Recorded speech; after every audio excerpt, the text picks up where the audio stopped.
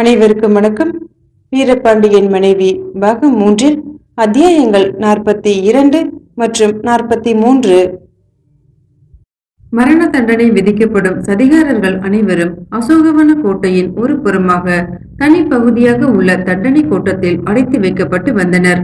குறிப்பிட்ட ஒரு தினத்தன்று அவர்கள் அனைவருமே தண்டனை பொட்டலுக்கு கொண்டு வரப்பட்டு ஒருவர் பின் ஒருவராக யானை காலால் தலையிடப்படுவார்கள் என அறிவிக்கப்பட்டிருந்தது. அதுநாள் வரை குற்றவாளிகள் அனைவருமே தண்டனை கோட்டத்தில் உள்ள மரண கூண்டு எனும் கட்டிடத்திற்குள் ஒன்றாக அடைத்து வைக்கப்பட்டு பயங்கரமான சாவை எதிர்நோக்கி ஒவ்வொரு கணமும் அணு அணுவாக சித்திரவதைப்பட்டு கொண்டிருந்தனர். அவர்களில் ஒருத்தியாக ஊர்மிளாவும் அங்கு அடைத்து வைக்கப்பட்டிருந்தாள். அவள் பயங்கர சாவை பற்றியோ மத யானையின் முரட்டு காலை பற்றியோ சிறிதும் பீதியுற்றவளாக காணப்படவில்லை. அவ்வாறு சாவதில் ஏதோ ஒரு தனி சுவையை காண துடிப்பவள் போலவே இருந்தாள். சில சமயங்களில் அவளுக்கு அதிகமான துக்கம் உண்டாகும். தான் சாவதற்கு முன்னால் வீரசேகரனின் ஆசை முகத்தை ஒரு தரம் பார்த்துவிட வேண்டும் என்பதுதான் அவளுடைய ஒரே கவலையாக இருந்தது. தன்னை போலவே வீரசேகரனும் தன்னை சந்திக்க வேண்டும் என துடித்தவனாக எங்கெங்கோ அலைந்து கொண்டிருப்பான் என்று அவள் எண்ணினாள். அப்படி நினைத்ததும் வீண் போகவில்லை. அவனின் கவனம் எல்லாம் தண்டனை கோட்டத்தின் மீதே வட்டமிட்டு கொண்டிருந்தது. அந்த கோட்டத்தை சுற்றியுள்ள மதில் சுவர்களின் வெளிப்புறம் தனியாக ஒரு பிரதான வாசல் இருந்தது என்றாலும் அசோகவன கோட்டையில் உள்ள பிரதான வாசல் வழியாகவும் தண்டனை கோட்டத்திற்கு செல்ல முடியும். அன்றைய இரவு அசோகவன கோட்டையில் பிரதான வாசல் பக்கம் பைத்தியக்காரனை போல அலைந்து கொண்டிருக்கும் ஒரு அரபு வர்த்தகனை யாராவது பார்த்தால் அவன்தான் வீரசேகரன் என அடையாளம் கண்டுபிடித்திருக்க மாட்டார்கள். அவ்வளவு தூரம் அவன் கணித்து உருமாறி போயிருந்தான். அவனை சுற்றிலும் அவனுடைய மனதிலும் ஏதோ ஒருவித மண் வாசனை கவிழ்ந்தது. அவனுடைய ஆடைகள் அழுக்குப்படித்து புழுதி நாற்றம் வீசியது. புழுதியிலிருந்து ஒன்றுமில்லாமல் வந்த மனிதன் புழுதிக்கு ஒன்றுமில்லாமல் திரும்பி போய் விடுவான் என்ற வாழ்வின் தத்துவத்தை அது உணர்த்துவது போல் இருந்தது. அவன் ஒழுங்காக உடுக்கவில்லை, ஒழுங்காக குளிக்கவில்லை, பசி தாகங்களை பொருள்படுத்தவில்லை. மஜ்னுவை போன்ற பித்தனாகவே இந்த உலகில் சஞ்சரித்துக் கொண்டிருந்தான். ஆனால் அவனுடைய கண்கள் முன்னை விட அதிக பிரகாசமாகவும் அதிக கூர்மையாகவும் கனன்றன. உள்நோக்கும் அவனுடைய விழிகளின் பார்வை இந்த உலகத்திற்கு அப்பால் எத்தனையோ பிரபஞ்சங்களை கடந்து எங்கோ கனவு மயமான உலகில் சதா ஊடுருவி நின்றது. அவனுக்கு இப்போது வாழ்வில் ஒரே கவலைதான், ஜீவனுக்கு ஒரே பற்றுகோள்தான். அது ஊர்மிளாதான். எப்படியாவது அவளை சந்தித்து அவளுடைய அழகிய முகத்தை காண வேண்டும் என ஏங்கினான். ஆனால் தண்டனை கோட்டத்தில் உள்ள ஊர்மிளாவை எப்படி சந்திப்பது? அசோகவன கோட்டையில் பிரதான வாசலுக்கு எப்படி நுழைவது? அனுமதி சீட்டுகளும் அதிகார சின்னங்களும் இல்லாமல் எவரும் அந்த வாசலை அணுகக்கூட முடியாதே. பிரதான வாசலில் உருமும் புலிகள் போல காவல் புரியும் எண்ணற்ற சோழிய படை வீரர்களையும் சேவகர்களையும் கவனித்தான். அவர்களில் அவனுக்கு தெரிந்தவர் பலர் இருந்தனர். முன்னொரு காலத்தில் அவன் சோழிய மா வீரனாக திகழ்ந்து தேவியை கண்காணிக்கும் பொறுப்பில் இருந்தபோது அவன் அசோகவன கோட்டைக்குள் நுழைந்தால் வாயில் காப்போர் எல்லாம் எழுந்து வணங்குவார்கள். இப்போதோ அவனை பிச்சைக்காரனை போல எண்ணி நாயை விரட்டுவது போல் விரட்டுவார்கள். இப்போது தன் மீது ராஜதுரோக குற்றம் விழுந்து தலைமறைந்து திரியும் நிலையில் இருக்கும் அவன் தன் தலையை காட்டினால் நேரே விசாரணைக்கு சிறைப்பிடித்து செல்லப்பட வேண்டும் என்கிற ஆக்கியை வேறு அரசாங்க சேவகர்கள் அனைவருக்குமே அறிவிக்கப்பட்டிருந்தது. ஒருவேளை அவனை விசாரித்து அவனை குற்றவாளி என தீர்மானித்து மரண தண்டனை விதித்தாலும் ஊர்மிளாவோடு ஒன்றாக அடைத்து வைப்பார்கள் என்பது என்ன நிச்சயம்? அவளை பற்றி நினைக்கும் போதெல்லாம் அவனுக்கு புத்துயிர் உண்டாயிற்று. ஊர்மிளாவோடு பழகும் வாய்ப்பு கிடைப்பதற்கு முன்னால் அவனுடைய வாழ்வின் போக்கே வேறு விதமாக இருந்தது. அவனுடைய எண்ணங்கள், எழுச்சிகள், லட்சிய கனவுகள் எல்லாமே வேறு விதமாக இருந்தன. ஊர்மிளாவை காதலிக்க தொடங்கிய பிறகு அவனுடைய வாழ்வின் போக்கே முற்றிலுமாக மாறிவிட்டது. அவ்வாறு வாழ்வின் தத்துவத்தை தலைகீழாக மாற்றியமைக்கக்கூடிய சக்தி இந்த உலகில் காதல் ஒன்றிற்கு தான் இருக்கிறது. முன்பெல்லாம் வீரம் ஒன்றே வாழ்வின் விளக்கம் என வீரசேகரன் நினைத்திருந்தான். சோழ சாம்ராஜ்யத்தின் மாபெரும் படையில் அவன் ஒரு போர் வீரனாக சேர்ந்து மதுரை மாநகரை முற்றுகையிட்டு கைப்பற்றி வீர பிரசித்தி பெற்றதுமே உற்சாகத்தின் உச்சத்தை அடைந்து விட்டதாகவே துள்ளினான். அவனுடைய வீரத்தை போற்றி மங்கள பெண்டீர் அவனுக்கு ஆழத்தை எடுத்து வாழ்த்திய போது தன் கண் முன்னால் உன்னதமான ஒரு லட்சிய சிகரத்திற்குரிய மலைவாசல் திறந்து கிடப்பதாகவே கருதினான். முன்பெல்லாம் வீர பிரதாபம், வெற்றி போதை, தேசிய கடமை, லட்சிய கனவுகள், அரசியல் அந்தஸ்துகள் இவையெல்லாம் அவனுடைய வாழ்வின் கருவூலங்களாக தோன்றின. ஆனால் இப்போதோ அவை அனைத்தும் வெறும் மாய தோற்றங்கள் என்றே தோன்றியது. இவ்வாறெல்லாம் சிந்தித்த வீரசேகரன் ஒரு முடிவிற்கு வந்தான். முதலில் ஊர்மிளாவின் ஆசை முகத்தை ஒரு தரம் ஆவல் தீர பார்த்து புது தெம்பு பெற்று வர வேண்டும். பிறகு இந்த உலகில் அவன் செய்து முடிக்க வேண்டிய சில காரியங்களை செய்து முடித்துக் கொண்டு மறுபடியும் ஊர்மிளாவோடு ஒன்று சேர வேண்டும். அதன் பிறகு ஊர்மிளாவோடு இந்த உலகத்தை விட்டு வேறு எந்த பிரபஞ்சத்திற்கு வேண்டுமானாலும் ஆனந்தமாக போய்விடலாம் என எண்ணமிட்டான் அவன். ஆனால் சிறைக்கோட்டைக்குள் புகுந்து ஊர்மிளாவை எப்படி சந்திப்பது? ஏதாவது உபாயம் கிடைக்குமா என சுற்றுமுற்றும் பார்த்தான். அப்போது ஆண்டவன் திருவருள் காட்டியது போல பணிப்பெண் ஒருத்தி கார் சிலும்புகள் ஒலிக்க கையில் ஒரு தட்டை ஏந்திய வண்ணமாக அந்த பக்கமாக வந்தாள்.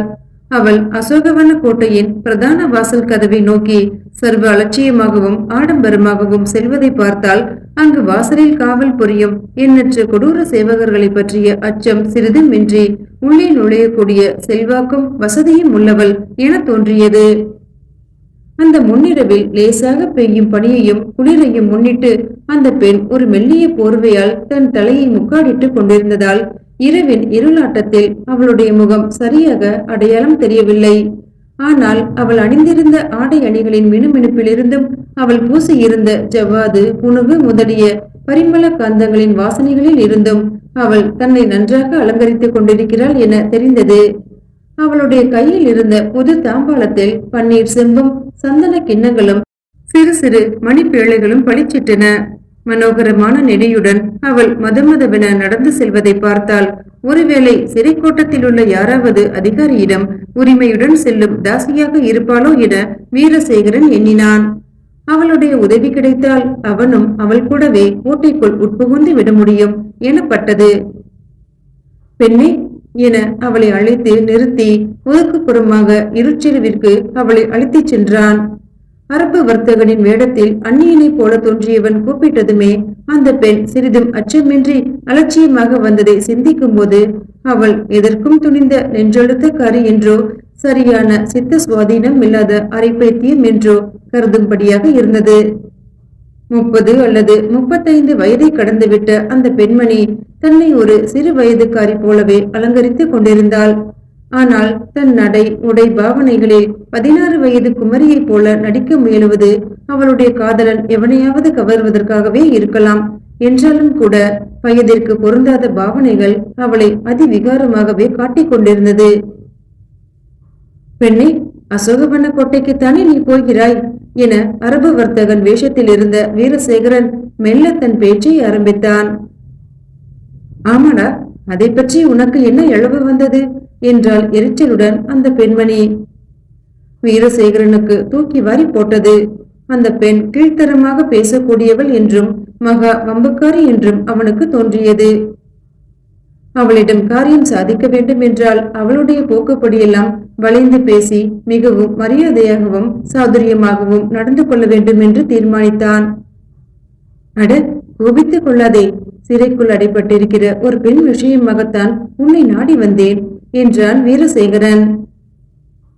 பெண் விஷயமாகவா என பரபரப்புடன் கேட்ட அந்த பெண்மணி, அதனால் தான் நீ கூப்பிட்டதும் வந்தேன். முத்தரையன் அந்த சிறுக்கி விஷயமாக ஏதாவது சொல்லி அனுப்பினானா? எப்போது அவளை சித்திரவதை செய்ய போகிறார்கள் என எரிச்சலுடன் தன் பற்களை நரநரவென கடித்தாள். வீரசேகரனுக்கு ஒன்றும் விளங்கவில்லை. முதலில் நீ யார் என்பதை சொல். அசோகவன கோட்டைக்குள் என்ன வேலையாக செல்கிறாய் என கேட்டான். அதுவா, மதுரைக்கு விஜயம் செய்திருக்கும் எங்கள் சோழ மகாராணி அந்த அசோகவன கோட்டையில் தான் தங்கி இருக்கிறார். என்ன, சோழ மகாராணி சிறை கோட்டையிலா தங்கி இருக்கிறார்? ஆமாம், இப்போதுதான் ஊரெல்லாம் புரட்சிக்காரர்களும் சதிகார கும்பலுமாக உலாவுகிறதே. இப்போது மதுரையில் மிகவும் பத்திரமான இடம் என்றால் சிறைக்கோட்டை ஒன்றுதானாம். அப்படி ஜனநாதர் சொன்னதால் தான் எங்கள் சோழ மகாராணி அசோகவன கோட்டையில் தங்கி இருக்கிறார். ஓ, ஜனநாதனை வேறு உனக்கு தெரியுமா? சோழ மகாராணியிடம் நீ என்ன வேலையாகச் செல்கிறாய்? கையிலே பரிமளகாந்த தட்டும் அலங்கார பொருட்களுமாக எடுத்துச் செல்கிறாயே, ஏன் என கேட்டான். சோழ மகாராணிக்கு நெற்றியில் சித்திரம் எழுதி கொள்வது என்றால் நிறைய ஆசை உண்டு. நானோ அலங்காரம் செய்விக்கும் வித்தையில் கெட்டிக்காரி என அந்த பெண் அகங்காரத்துடன் சொன்னாள். நீ என்ன மகாராணியின் தோழியா? பரம்பரையாகவே இந்த தொழிலை செய்து வருகிறாயா என கேட்டான் வீரசேகரன். இல்லை இல்லை, எல்லாம் இடையில் வந்த வினைதான். எனக்கு வைத்த காதலன் ஒரு முட்டாள் பையன். அவன் மீது ராஜதுரோக குற்றம் சுமத்தி மரண தண்டனைக்கு ஆளாக்க பார்க்கிறார்கள். அவனோ நாய் மாதிரி சேவகர்களால் வேட்டையாடப்பட்டு தலைமறைந்து திரிகிறான். சோழ மகாராணிக்கு இப்படியெல்லாம் சேவை செய்தால் அவனுக்கு மன்னிப்பு வாங்கி கொடுக்க முடியாதா என்ற நினைப்புதான். அதனால் இந்த கர்மம் பிடித்த வேலையை செய்கிறேன் என எரிச்சலுடன் சொன்ன அந்த பெண்மணி, அந்த முட்டாள் பையனுக்கு இதெல்லாம் எங்கே தெரிய போகிறது என மீண்டும் உக்கிரமாக பெருமூச்சு விட்டாள். காதல் என்றதுமே வீரசேகரனுக்கு உடனே சுவாரஸ்யம் தட்டியது. உன் காதலன் உண்மையிலேயே ஒரு முட்டாள் பையன்தானா என அனுதாபத்துடன் கேட்டான். ஏய், என் காதலனை நான் முட்டாள் பையன் என்று சொல்லலாம், நீ சொல்லக்கூடாது என எரிந்து விழுந்தவளாக, அது சரி, நீ என்ன காரியத்திற்காக என்னை அழைத்தாய், அதை சொல். ஒன்றுமில்லை, எனக்கு நீ ஒரு சின்ன உதவி செய்ய வேண்டும். சிறைக்கோட்டைக்குள்ளே என் காதலி ஒருத்தி அடைப்பட்டிருக்கிறாள் என சொன்ன வீரசேகரன் தனக்கு சாதகமான எண்ணத்தை தூண்டிவிட வேண்டும் என உத்தேசித்தவனாக, அவள் என் உயிருக்கு உயிரான காதலி. அவளுடைய முகத்தை இப்போதே ஒரே ஒரு முறை பார்க்க வேண்டும் போல் ஆசையாக இருக்கிறது. பார்க்காவிட்டால் என் பிராணனே போய்விடும் என்றான் பரிதாபமாக. அதற்கு நான் என்ன இழவு செய்ய முடியும் என அந்த பெண்மணி அலட்சியமாக கேட்டாள். பிரமாதமாக ஒன்றும் செய்ய வேண்டாம்.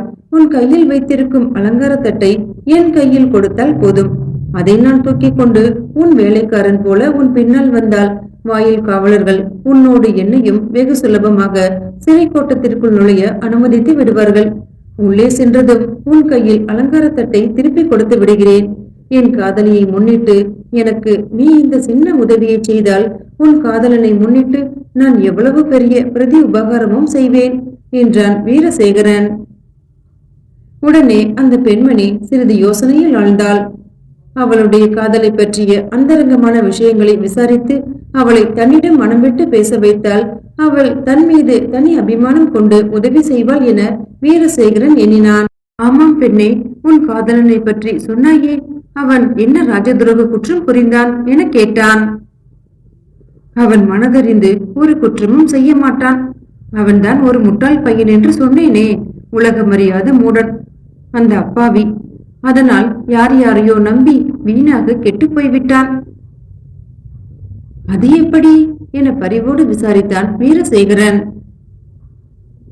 அதுவா என ஆக்ரோஷத்துடன் பொறுமிய அந்த பெண்மணி, இந்த மதுரையிலே மகா மோசமான பெண்ணொருத்தி இருக்கிறாள். அவள் வீரபாண்டியன் கட்சியை சேர்ந்த சதிகாரியாம். என் புருஷன் சோழ அரசாங்கத்தில் மிகவும் செல்வாக்குடன் இருந்தான். அவனை கருவியாக்கி தன் காரியத்தை சாதித்துக் கொள்ள அந்த சிறுக்கி கண்வளை விரித்து விட்டாள். அதிலே சிக்கி உலகம் தெரியாத அந்த முட்டாள் பையன் அவளுக்காக தன் தலையை கொடுத்து இப்போது தலைமறைந்து திரிகிறான். என் புருஷனை பரிதவிக்க விட்ட அந்த கள்ளியை அணு அணுவாக சித்திரவதை செய்ய வேண்டும். அப்படித்தான் முத்திரையனிடம் சொல்லி அனுப்பியிருக்கிறேன். உலகம் சிரிக்க பிறந்த அந்த ஊர்க்கெடுக்கையின் பெயர் ஊர்மிளாவாம் என ஏளனத்துடன் சொன்னாள். ஊர்மிளாவா என வீரசேகரன் தன்னை மறந்து உயிர் கிழியும்படி பொங்கினான். அடப்பாவே, அந்த சனியின் முகத்தை பார்க்கத்தான் என் கைத்தட்டை தூக்கி கொண்டு கோட்டைக்குள் நுழைய பார்த்தாயா? அட மூடமே என அந்த பெண் பற்களை நரநரவென கடித்தாள். யார் நீ?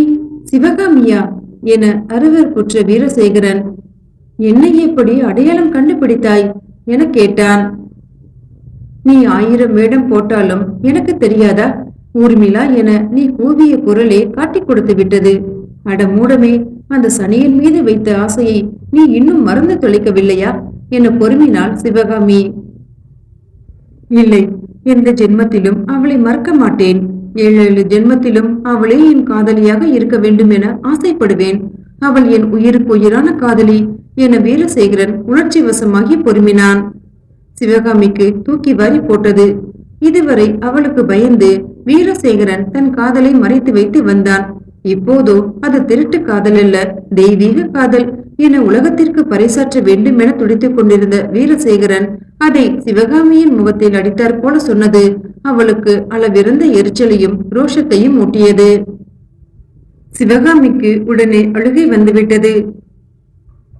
இனி உன் இஷ்டப்படியெல்லாம் நான் அடிமை போலவே நடந்து கொள்கிறேன்.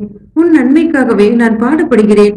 நீ பழைய செல்வாக்கை அடைய வேண்டும் என்பதற்காக நான் பண்ணாத வேலையெல்லாம் பண்ணுகிறேன் என்றாள். நீ எனக்காக ஒன்றும் பாடுபட வேண்டாம். நான் பழைய செல்வாக்கை விரும்பவே இல்லை. அப்படி சொல்லாதே வீரசேகரா. நான் வளர்த்த அழகோவியம் நீ. என் கண் முன்னாலேயே அழிவதை நான் விரும்ப மாட்டேன். அதைவிட நான் செத்தே விடுவேன். என்னை வெறுக்காதே என துடித்தாள். உன்னை வெறுக்கவில்லை, மன்னித்து விடுகிறேன். நீயும் என்னை மன்னித்து விடு. இருவரும் இனி எந்த ஜென்மத்திலும் ஒருவர் முகத்தில் ஒருவர் விழிக்காமல் பிரிந்து விடுவோம் என்றான். அது என்னால் முடியாது வீரசேகரா, முடியவே முடியாது. உன் கல் நெஞ்சு என் மீது கொஞ்சம் கூட இரக்கம் காட்டாதா என சிவகாமி பிச்சை கேட்பது போல பரிதாபமாக வீரசேகரனை நோக்கி கெஞ்சினாள். நான் என்ன முயன்றாலும் உன் மீது எனக்கு இரக்கம் ஏற்படவில்லையே, நான் என்ன செய்வேன்? இல்லை, நீ மனம் இறங்குவாய். ஜனநாதர் அப்படித்தான் சொன்னார். உன்னை சந்தித்து நீ விரும்புகிற ஒரு உதவியை செய்தால் நீ என் மீது ஒரு துளியாவது இரக்கம் கொள்வாய் என ஜனநாதர் சொன்னாரே. ஆனால் இத்தனை நாள் வரை நீ என் கண்ணில் அகப்படவே இல்லை என்றாள். உடனே விரக்தி சிரிப்புடன் வீரசேகரன், நீ எனக்கு என்ன உதவி செய்ய முடியும் என கேட்டான். உன்னை கெடுத்த அந்த ஊர்மிளா விஷயத்தில் மட்டும் நான் எந்த உதவியும் செய்ய மாட்டேன். அவளை நீ சந்திக்கவே விடவும் மாட்டேன். அந்த வஞ்சகி யானை காலால் நசுக்கொண்டு செத்து ஒழியும் போது கூட நீ அவளை பார்க்க கூடாது. இதை தவிர நான் உனக்கு வேறு எந்த உதவியும் செய்வேன். ஆனால் உன்னிடம் நான் வேறு எந்த உதவியும் எதிர்பார்க்கவில்லையே. இல்லை, நிச்சயம் நீ என்னிடம் வேறு ஒரு உதவியை எதிர்பார்ப்பாய் என்றார் ஜனநாதர். தேவியை சோழ நாட்டில் வேலமேற்றுவதற்காக சிறையில் இருந்து மூடு வண்டியில் கொண்டு போகும் தினத்தன்று அவள் அருகில் வண்டிக்குள் காவல் இருக்கவும் அவளுக்கு தேவையானதை கவனிக்கவும் என்னையே நியமித்திருக்கிறார்கள். அதை ஜனநாதர் என்னிடம் சொல்லி உன்னிடம் குறிப்பிட்டு சொல்ல சொன்னார். தேவியின் விஷயமாக என்னிடம் நீ ஒரு உதவியை எதிர்பார்ப்பாய் என அவர் அழுத்தம் திருத்தமாக சொன்னார். ஆனால் அவர் என்னிடம் சொன்னதையெல்லாம் உன்னிடம் சொல்லக்கூடாது எனவும் சொல்லி அனுப்பினார். உன் மீதுள்ள ஆசையால் இந்த மூடம் எல்லாவற்றையும் உளறி கொட்டி விட்டேன்.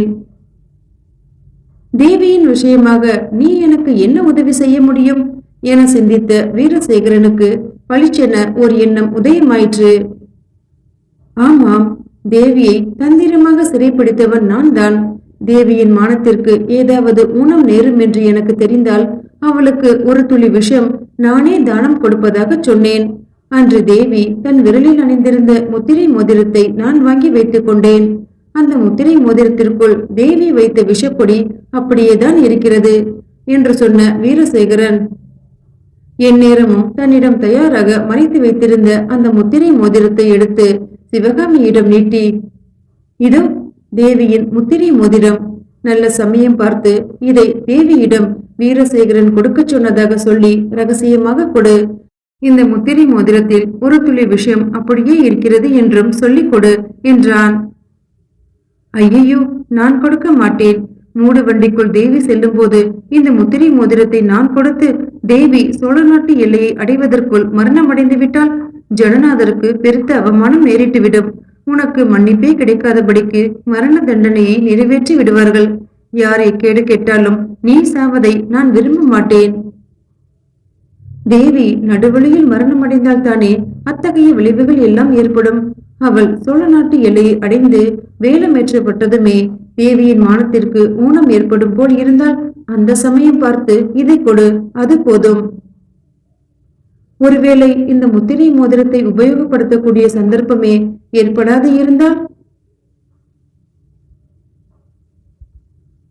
அந்த விஷத்தை நீ சாப்பிடு அல்லது எனக்காக வைத்திரு என துயரத்துடன் சிரித்தான் வீரசேகரன். வீரசேகரா, இத்தனை நாட்களுக்கு அப்புறம் இப்போதுதான் உனது அழகான முகத்தில் சிரிப்பை பார்க்கிறேன். இதை பார்ப்பதற்காக நான் விஷத்தை கூட விழுங்குவேன் என்றாள் சிவகாமி. ஆனால் ஒன்றை மட்டும் மறவாதே, தேவிக்கு தேவைப்படும் சமயம் இந்த முத்திரை மோதிரத்தை நீ கொடுக்காவிட்டால் உன் கண் முன்னாலேயே தலை சிதறி சாகவும் தயங்க மாட்டேன். உன் முகத்தில் எந்த ஜென்மத்திலும் விழிக்கக்கூடாது என சபித்துக் கொண்டே சாவேன். வேண்டாம், அதை மட்டும் நான் பொறுக்க மாட்டேன் வீரசேகரா. அந்த மோதிரத்தை கொடு என்றாள். தேவியிடம் கொடுப்பதாக எனக்கு சத்தியம் செய். அப்படியே சத்தியமாக செய்கிறேன் என சொல்லி விஷ மோதிரத்தை அவனிடமிருந்து வாங்கி கொண்ட சிவகாமி, இதற்கு பிரதியாக நீயும் ஒரு சத்தியம் செய்து கொடுக்க வேண்டும். என்னை அந்நியமாக பாவிக்காமல் உனக்கு உற்றவளாக, உன்னிடம் இரத்த பாசமுள்ள சொந்தக்காரியாக பாவிக்க வேண்டும். சரி, உன்னை அந்நியமாக நினைக்காமல் என் சொந்தக்காரியாகவே சத்தியமாக எண்ணுகிறேன். என்னை விடு, நான் இப்போது அவசரமாக போக வேண்டும் என்றான் வீரசேகரன். எங்கே போகிறாய்? இந்த உலகத்திலே நான் முக்கியமாக முடிக்க வேண்டிய வேலை ஒன்று இருக்கிறது. இந்த உலகத்தில் வாழக்கூடாத ஒரு வஞ்சக பாவியை என் வீரவாளால் பழி தீர்க்க வேண்டும் என காத்தவராயனை நினைத்து கொண்டு வீரசேகரன் பொறுமினான்.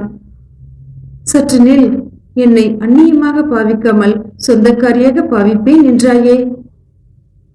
ஆமாம், உன்னை தாயாக பாவிப்பேன் என சொல்லிவிட்டு வீரசேகரன் அந்த இடத்தை விட்டு கிளம்பி இருளில் பாய்ந்தோடி விட்டான். ஒரு நாள் அமாவாசை தினத்தன்று மதுரை கருப்பண்ண சுவாமி கோவிலிலும் பலிபீடத்திற்கு முன்னால் உள்ள விளக்கு தூணில் எரியும் தீ நாக்குகளும் அந்த இருளில் பயங்கரமாக காட்சியளித்துக் கொண்டிருந்தன. பலிபீடத்தின் அருகே கத்தும் ஒரு சிறு ஆட்டுக்குட்டியை பிடித்து இழுத்து கொண்டு வந்த காத்தவராயன் அதை வெட்டி இரத்த பலி கொடுக்க வந்த ஒரு பூசாரியை போல காத்திருந்தான். அங்கு தண்டனை கோட்டத்தின் கணக்கரான அரிய நாயகம் விசேஷ பூஜை நடத்த வருவார் என்பதை அவன் விசாரித்து வைத்திருந்தான். அவனுக்கும் அரிய நாயகத்திற்கும் உள்ள உறவு அறுத்தெறிய முடியாத ஒரு விசித்திர கயிறு என அவன் நம்பி இருந்தான். காத்தவராயன் அப்துல்லாவாக உருமாறி ஊர்மிளாவை அழைத்துக் கொண்டு தண்டனை கோட்டத்தில் உள்ள ஆவண கலரையில் தங்கி இருந்த போது அவன் மீது அரிய நாயகம் அளவற்ற நம்பிக்கை வைத்திருந்தார். ஆனால் அவனோ ஆவண கலரியில் உள்ள சிறு வாசல் வழியாக ஊர்மிளாவை சிறை கூடத்திற்குள் அனுப்பி அவளுக்கு பதிலாக தேவியை சிறைமீட்க முயன்ற சதித்திட்டம் அம்பலமாகி ஊர்மிளாவும் தேவியும் ஒருங்கே சிறைப்பிடிக்கப்பட்ட பிறகு அரிய நாயகம் அளவற்ற நரக வேதனைக்கு ஆளாகிவிட்டார். அவரும் சதிக்கு உடந்தையானவர் என குற்றம் சுமத்தப்பட்டு ஊர்மிளாவோடு சிறையில் தள்ளப்பட்டு யானை காலால் இடரப்பட வேண்டும் என்கிற தண்டனை தன் தலைக்கும் வந்து விடுயுமோ என அவர் கதிகலங்கி கொண்டிருந்தார். ஆனால் விசாரணையில் ஊர்மிளா தன் கணவனை காட்டிக் கொடுக்காமல் சதிச்செயலுக்கு வேறு எவரும் உடந்தை இல்லை என வாக்குமூலம் கொடுத்த போது அவளுக்கு அரிய நாயகம் உள்ளூர அளவில்லாத நன்றி செலுத்தினார். அவளுடைய சதிகார கணவனான அப்துல்லா எவர் கையிலும் அகப்படாமல் தப்பி ஓடி தலைமறைந்து விட்டதை அறிந்ததுமே ஆண்டவனுக்கு நன்றி செலுத்தினார். தலை தப்பியது தம்பிரான் புண்ணியம் என தமது பூர்வ ஜென்ம பலன்களை பூஜிக்க தொடங்கினார். முத்தரையன் அவர் மீது பரிவு கொண்டு மரண கோட்டத்தில் குற்றவாளிகளை பாதுகாப்பது சம்பந்தமான முக்கிய பொறுப்பும் கொடுத்து அவருக்கு பதவி உயர்வும் வாங்கி கொடுத்தான். மதையானையின் காலால் தலை நசுக்கப்பட வேண்டும் என மரண தண்டனை விதிக்கப்பட்ட அரசியல் குற்றவாளிகள் அனைவருமே தண்டனை கோட்டத்தில் உள்ள மரண கூண்டு எனும் கூடத்திற்குள் ஒன்றாக அடைத்து வைக்கப்பட்டிருந்தனர். அந்த குற்றவாளிகளை சொந்தக்காரர்களோ அரசாங்க ஒற்றர்களோ அதிகாரிகளோ எவராக இருந்தாலும் சந்திக்க வேண்டும் என்றால் கணக்கர் அரிய நாயகம்தான் அனுமதி ஓலைகள் எழுதி முத்திரையனின் உத்தரவுடன் வாங்கி கொடுக்கும் பொறுப்பை மேற்கொண்டிருந்தார். ஊர்மிளாவின் சதி விசாரணை நடந்த போது தன் கணவனின் சதித்திட்டத்திற்கு வேறு எவரும் உடந்தை இல்லை என ஊர்மிளா தீர்மானமாக கூறியதை கேட்டு அரிய நாயகம் நிம்மதி அடைந்தார் என்றாலும் தப்பி ஓடிய காத்தவராயனை எண்ணும் போதெல்லாம் அவருக்கு அளவில்லாத கலவரம் தலையெடுத்துக் கொண்டே இருந்தது. தலைமறைந்து திரியும் அப்துல்லா எப்போதாவது அரசாங்கத்தினரிடம் பிடிபட்டு மறு விசாரணை நடந்தால் மறுபடியும் தனது தலைக்கு விபரீதம் வந்துவிடுமோ என அவர் அல்லும் பகலும் அனவரதமும் வேதனைப்பட்டு கொண்டே இருந்தார். அப்துல்லா எங்காவது ஊர் தெரியாமல் செத்து ஒழிந்துவிட வேண்டும் என கருப்பண்ணசாமி பிரார்த்திப்பதற்காக அன்றைய அந்த இரவில் அரிய நாயகம் பூஜை தட்டுகளுடன் கருப்பண்ணசாமி கோவிலுக்கு வந்தார். அங்கு அவரது வருகையை எதிர்நோக்கி இருந்த காத்தவராயன் அவரை கண்டதுமே அவர் கையை பற்றி தனியாக ஒரு மூலைக்கு அழைத்துச் சென்று, என்னை தெரிகிறதா என வினயமாக கேட்டான். நீ யாரப்பா பூசாரி என அரிய நாயகம் சற்று அழுத்தலாகவே கேட்டார். இப்போது நான் பூசாரிதான், ஆனால் முன்பு நான் அப்துல்லா, உமது அரிய நண்பன் என்றான் காத்தவராயன். அதை கேட்டதுமே பேய் அறிந்தவர் போல அரிய நாயகம் விளவெளத்து போனார். இப்போதாவது நான் யார் என்பது உமக்கு அடையாளம் தெரிகிறதா? நன்றாக உற்று பாரும் என காத்தவராயன் வினை வழியும் விழிகளை உருட்டி விழித்து விசித்திரமாக புன்னகை செய்தான். நீ ஒரு சதிகாரன் என அரிய நாயகம் அருவெருப்போடும் ஆத்திரத்தோடும் முழங்கினார். என்ன சொன்னீர்? இன்னொரு முறை சொல்லும் என காத்தவராயன் மிகவும் அமைதியாகவே கேட்டான். நீ ஒரு சதிகாரன், உன்னோடு சகவாசம் வைத்துக் கொள்வதே பெரிய குற்றம். நல்ல உண்மைதான், அதில் சந்தேகமில்லை என சிரித்தான் காத்தவராயன். நீ மகா நெஞ்செழுத்தக்காரன், மனசாட்சி என்பதே இல்லாத மகா மூர்கன். அதோடு நான் மகா பொல்லாதவன். யாரையாவது பழி தீர்க்க நினைத்தால் மறுலோகம் சென்றாலும் மறக்க முடியாதபடிக்கு அணு அணுவாக சித்திரவதை செய்து பழி தீர்த்து விடுவேன் என்றான் காத்தவராயன். நீ இன்னும் சாகவில்லையா என ஆத்திரத்தோடு கேட்டார் அரிய நாயகம். அப்படியெல்லாம் நான் சாமானியத்தில் சாக மாட்டேன். அரசாங்க சேவகரிடம் அகப்பட்டால் அதிவிரைவில் செத்து போவாய். என்னை யார் சிறைப்பிடிக்க முடியும்? என்னை ஒருவருக்கும் அடையாளம் தெரியாது. ஆனால் எனக்கு தெரியும். நான் ஒரு வார்த்தை சொன்னால் போதும், அதாவது உன்னை சதிகாரன் என ஒரு வார்த்தை சொன்னால் போதும், உன்னை சிறைப்பிடித்து சென்று உனது முரட்டு தலையை யானை காலில் வைத்து நசுக்கி விடுவார்கள். நான் 2 வார்த்தைகள் சொன்னால் போதும், அதாவது நீரும் கூட்டாளி என 2 வார்த்தைகள் சொன்னால் போதும், உம்மையும் சிறைப்பிடித்து சென்று உம்முடைய கிழட்டு தலையையும் யானை காலில் வைத்து நசுக்கி விடுவார்கள். இது வடிகட்டிய பொய், அயோக்கியத்தனம். எனது சதித்திட்டத்திற்கு நீரும் உடந்து என வாதாடினால் உமது தலை நிச்சயம் தப்பாது. இது அநியாயம், மகா பாவம். உன்னை நான் காட்டிக் கொடுக்கவில்லை. என் தலையின் மீது ஏன் வீணாக பழி சுமத்த நினைக்கிறாய்? உம்முடைய தலையின் புனிதத்தை நான் ஏன் வீணாக காப்பாற்ற வேண்டும்?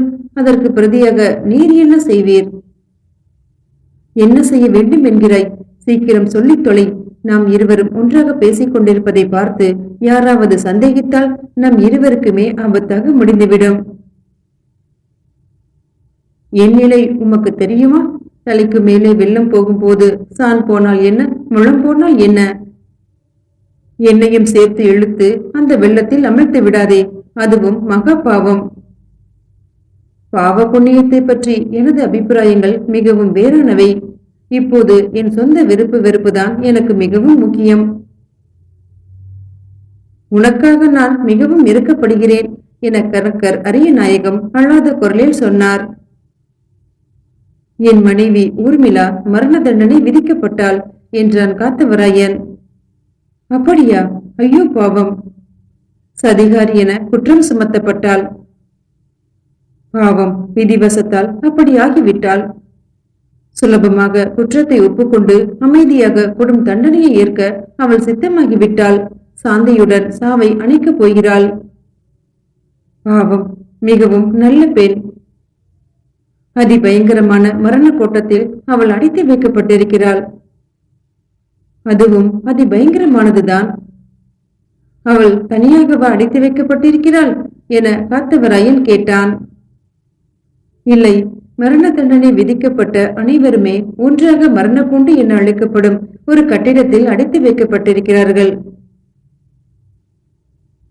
அவளுக்கு எப்படி மரண தண்டனை விதிப்பார்கள்? அதை விவரமாக சொல்லும் என காத்தவராயன் அமைதியாக கேட்டான். வேண்டாம், அதை நான் விவரித்து சொன்னால் நீ மிகவும் வருத்தப்படுவாய், அழுது கூட விடுவாய் என்றார் அரிய நாயகம். இல்லை, என் ரத்தத்தை பிழிந்தாலும் அழமாட்டேன். நீர் அதை விவரமாக எடுத்துச் சொல்லத்தான் வேண்டும். குறிப்பிட்ட ஒரு தினத்தன்று குற்றவாளிகள் அனைவரும் வரிசையாக மரண போட்டலுக்கு அழைத்துச் செல்லப்படுவார்கள். அந்த போட்டலில் நிறுத்தி வைக்கப்பட்டிருக்கும் யானையின் காலால் தலை நசுக்கப்பட்டு அலறிச்சாவார்கள். அது மகா கோர காட்சியாக இருக்கும். ஆனால் அப்போதும் கூட ஊர்மிளா அலற மாட்டாள், நிம்மதியாக இருப்பாள். மரண தண்டனையை நிறைவேற்றும் கோரக்காட்சி எப்போது நடைபெறும்? விரைவிலேயே நடைபெறும்.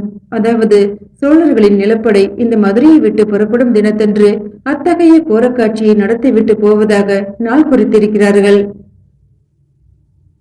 ஊர்மிளாவை கடைசியாக ஒரே ஒரு முறை நான் காண வேண்டும். சாவதற்குள் அவளை எப்படியாவது சந்தித்தாக வேண்டும். அவள் இந்த உலகத்தை விட்டு போவதற்குள் ஒரு வார்த்தை பேசிவிட வேண்டும்.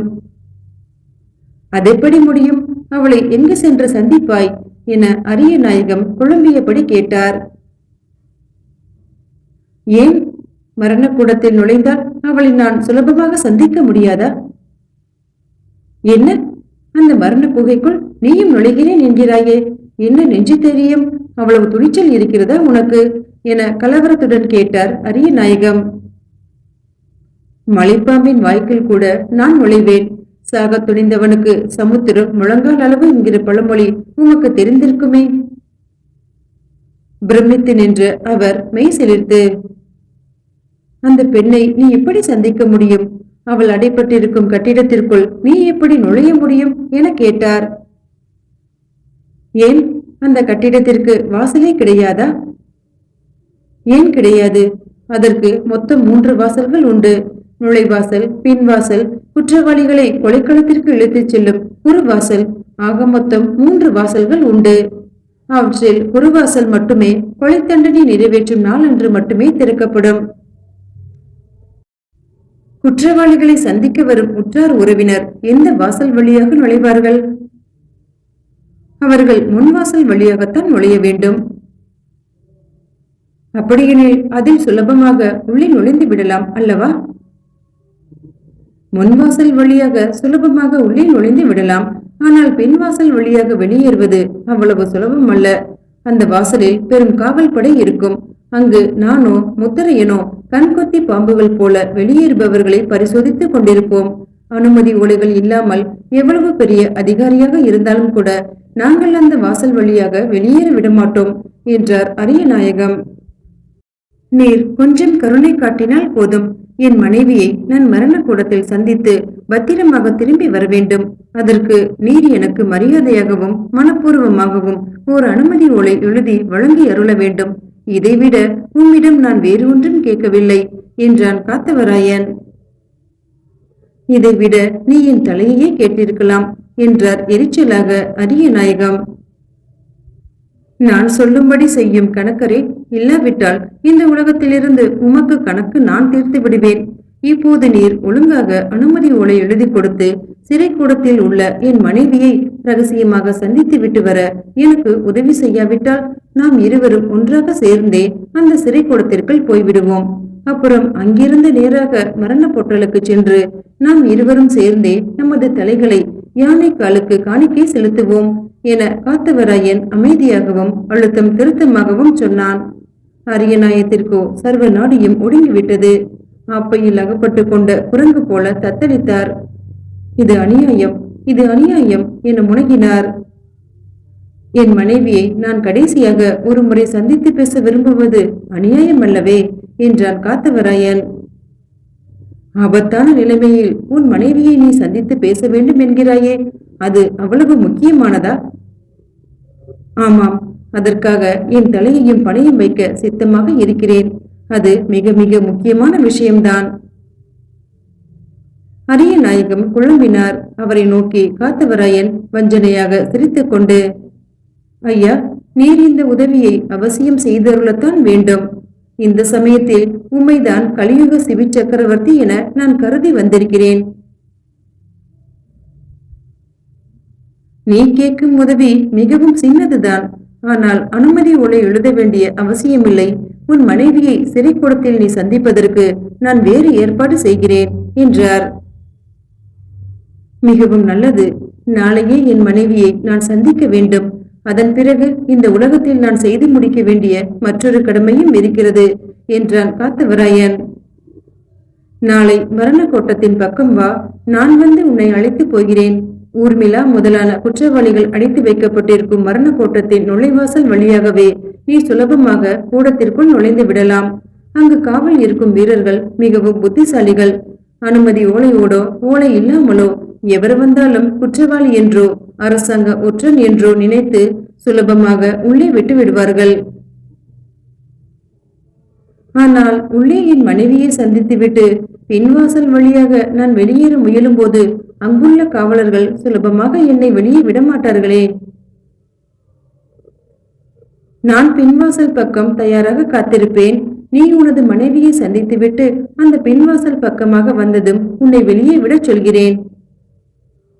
ஒருவேளை நீர் அங்கு இல்லாமல் போய்விட்டால், வேறு வேலையின் நிமித்தமாக முத்திரையன் உம்மை அந்த சமயம் அங்கிருந்து அனுப்பிவிட்டால், முத்திரையனிடம் சொல்லி வைத்துவிட்டு போவேன்.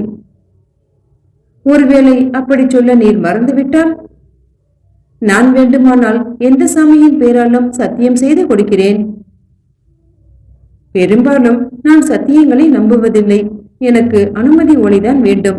வேறு எந்த வழியிலும் நான் மரண கூடத்திற்குள் தனியாக நுழைய தயாராக இல்லை என காத்தவராயன் தனியாக என்ற வார்த்தையை அழுத்தி சொன்னான்.